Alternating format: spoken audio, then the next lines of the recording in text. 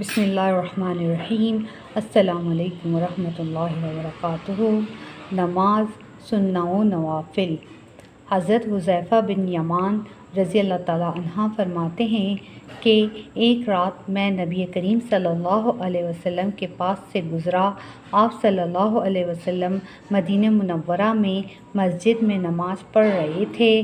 میں بھی آپ صلی اللہ علیہ وسلم کے پیچھے نماز پڑھنے کھڑا ہو گیا اور مجھے یہ خیال تھا کہ آپ صلی اللہ علیہ وسلم کو یہ معلوم نہیں کہ میں آپ کے پیچھے نماز پڑھ رہا ہوں۔ آپ صلی اللہ علیہ وسلم نے سورہ بقرہ شروع فرمائی۔ میں نے اپنے دل میں کہا کہ 100 آیتوں پر رکوع فرمائیں گے، لیکن جب آپ صلی اللہ علیہ وسلم 100 آیتیں پڑھ لیں اور رکوع نہ فرمایا تو میں نے سوچا کہ 200 آیتوں پر رکوع فرمائیں گے، مگر 200 آیتوں پر بھی رکوع نہ فرمایا تو مجھے خیال ہوا کہ سورہ کے ختم پر رکوع فرمائیں گے۔ جب آپ صلی اللہ علیہ وسلم نے سورت ختم فرمائی تو اللہم لک الحمد، اللہم لک الحمد 3 مرتبہ پڑھا، پھر سورہ آل عمران شروع فرمائی۔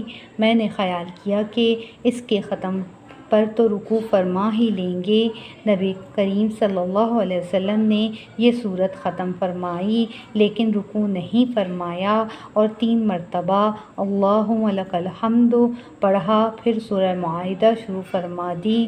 میں نے سوچا سورہ معاہدہ کے ختم پر رکوع فرمائیں گے، چنانچہ آپ صلی اللہ علیہ وسلم نے سورہ معاہدہ کے ختم پر رکوع فرمایا تو میں نے آپ صلی اللہ علیہ وسلم کو رکوع میں سبحان ربی العظیم پڑھتے سنا اور آپ نے ہونٹوں کو ہلاتے رہتے تھے، جس کی وجہ سے میں نے سمجھا کہ آپ صلی اللہ علیہ وسلم اس کے ساتھ کچھ اور بھی پڑھ رہے ہیں۔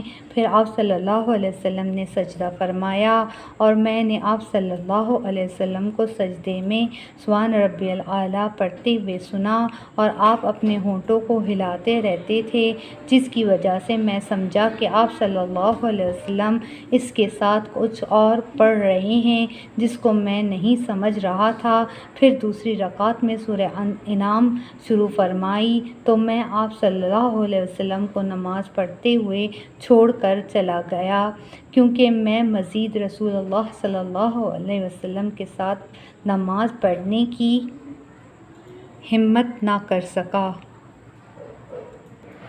حضرت ابو ہریرہ رضی اللہ تعالیٰ عنہ سے روایت ہے کہ رسول اللہ صلی اللہ علیہ وسلم نے ارشاد فرمایا، جو شخص کسی رات نماز میں 100 آیات پڑھ لیتا ہے وہ اس رات اللہ تعالیٰ کی عبادت سے غافل رہنے والوں میں شمار نہیں ہوتا، اور جو شخص کسی رات نماز میں 200 آیتیں پڑھ لیتا ہے وہ اس رات مخلص عبادت گزاروں میں شمار ہوتا ہے۔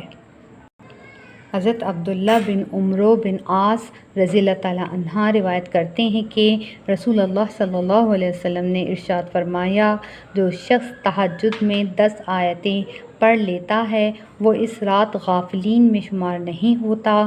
جو 100 آیتیں پڑھ لیتا ہے اس کا شمار عبادت گزاروں میں ہوتا ہے، اور جو 1000 آیتیں پڑھ لیتا ہے وہ ان لوگوں میں شمار ہوتا ہے جن کو قنطار برابر ثواب ملتا ہے۔